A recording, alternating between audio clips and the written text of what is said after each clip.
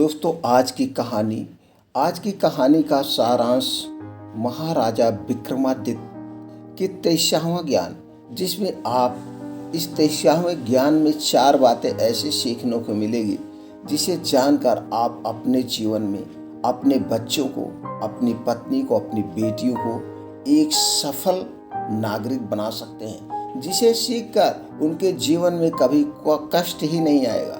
उन्हें आगे बढ़ने से कोई शक्ति नहीं रोक सकती है। तो महाराजा विक्रमादित्य की वो 4 बातें कौन सी हैं? चलिए दोस्तों जानते हैं एक कहानी के माध्यम से। जब राजा भोज एक बार फिर सिंहासन पर बैठने लगे तो 23वीं पुतली धर्मवती वहां आ गई। उसने राजा भोज से कहा कि तुम इस सिंहासन पर बैठने के लायक नहीं हो। मैं तुम्हें राजा विक्रमादित्य की एक गुण के बारे में बताती हूँ। इसके बाद 23वीं पुतली ने कहानी सुनाना शुरू किया। एक दिन राजा भोज दरबार में बैठे अपने मंत्रियों के साथ किसी मुद्दे पर चर्चा कर रहे थे। बात में मंत्रियों के बीच बहस छिड़ गई कि मनुष्य जन्म से बड़ा होता है या कर्म से। इस मुद्दे को लेकर सभी मंत्री 2 हिस्सों में बट गए। एक गुट का मानना था कि मनुष्य जन्म से बड़ा होता, क्योंकि पुनर्जन्म का कर्म ही होता है जो मनुष्य जन्म से मिलता है। वही संस्कार, वही आनुवंशिक होते हैं। जैसे राजा का बेटा राजाओं की तरह व्यवहार करता है, वहीं दूसरे गुट का मानना था कि कर्म ही सबसे ऊपर है। इसीलिए अच्छे परिवार में पैदा हुए व्यक्ति भी बुरी संगत में पड़ सकते हैं।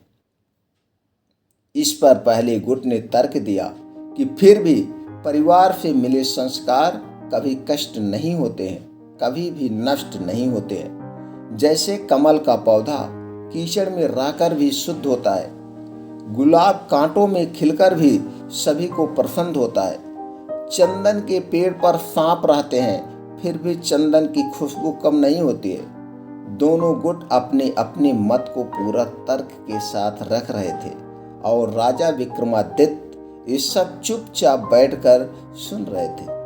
बात को बढ़ता देख उन्होंने वो कि इसका फैसला एक उदाहरण के साथ करेंगे।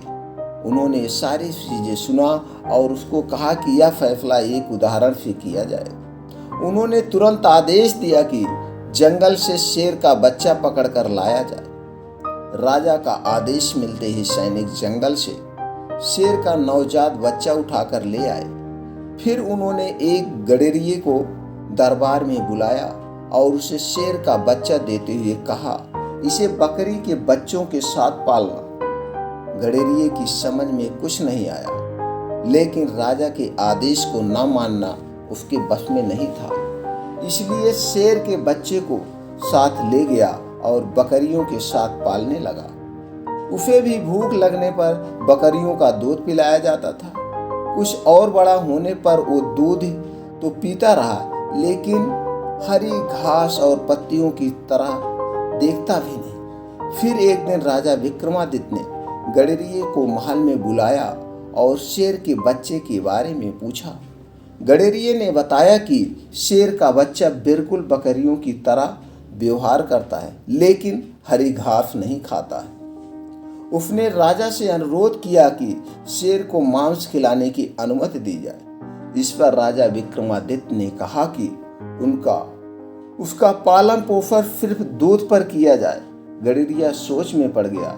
उसे समझ नहीं आ रहा था कि महाराजा एक मांसाहारी जीव को शाकाहारी क्यों बनाना चाहते हैं। यही सोचता सोचता वह घर लौट गया। शेर का बच्चा अब काफी बड़ा हो गया था। अब वह दूध के साथ कभी भी ज्यादा भूख लगने पर घास भी खा लेता और शाम होते अन्य बकरियों की तरह उसे भी बाड़े में बंद कर दिया जाता था और वो भी चुपचाप बकरियों के साथ बाड़े में आराम करने बैठा रहता था। एक दिन जब शेर का बच्चा अन्य बकरियों के साथ हरी घास चर रहा था तो पिंजरे में बंद एक शेर को लाया गया। शेर को देखते ही सारी बकरियां डर कर भागने लगी तो शेर का बच्चा भी डर कर भाग खड़ा हुआ। उसके बाद राजा ने गडेरिये को आदेश दिया कि अब शेर के बच्चे को अलग से रखा जाए और भूख लगने पर उसके सामने खरगोश को छोड़ा जाए। कुछ दिन अलग रहने के बाद शेर का बच्चा दूसरे जानवरों का शिकार करके खाने लगा, लेकिन गड़ेरिए के कहने पर तुरंत बाड़े में आराम से बंद हो जाता था। लेकिन धीरे धीरे उसमें बकरियों की तरह डरने वाला स्वभाव खत्म होने लगा। एक दिन जब फिर से उसी शेर को उसके सामने लाया गया तो वह डर कर नहीं भागा। जब उसने शेर की दहाड़ सुनी तो वह भी तेज आवाज में दहाड़ा। ये सब देखने के बाद राजा ने अपने मंत्रियों से कहा कि इंसान का व्यवहार जन्म से उसके साथ होता है और जब उसे मौका मिलता है तो खुद से सामने आ जाता है। जैसे इस शेर को बचपन में बकरियों के साथ रखा गया, लेकिन उनसे अलग करते ही इसका असली व्यवहार सभी के सामने आ गया, जबकि उसे किसी से सिखाया नहीं था, किसी ने भी नहीं सिखाया था।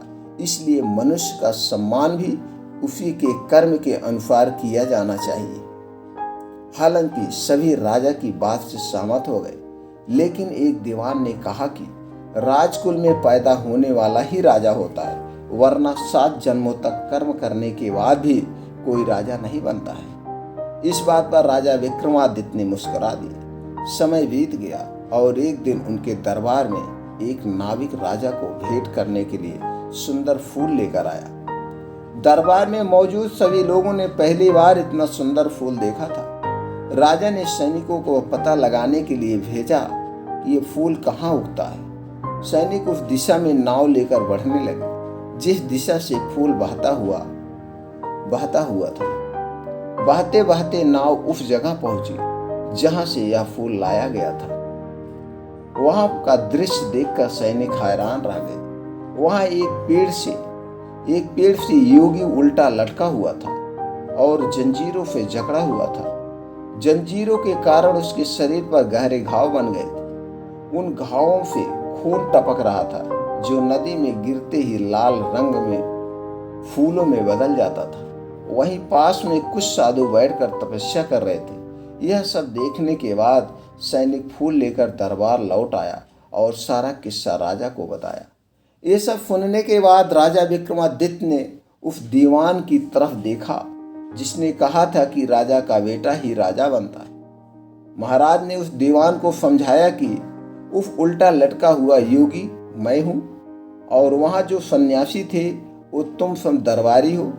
ये मेरे पुनर्जन्म के कर्म ही हैं जो इस जन्म में राजा हूँ। जब मंत्री को सजा की बात समझ में आ गई तो उसने मान लिया कि हमारे पुनर्जन्म के कर्म ही होते हैं जो हमारा अगला जन्म तय करते हैं। दोस्तों, इस कहानी से आपको क्या सीख मिली? यह कहानी हमें सीख देती है कि हमेशा अपना काम पूरी लगन के साथ करना चाहिए।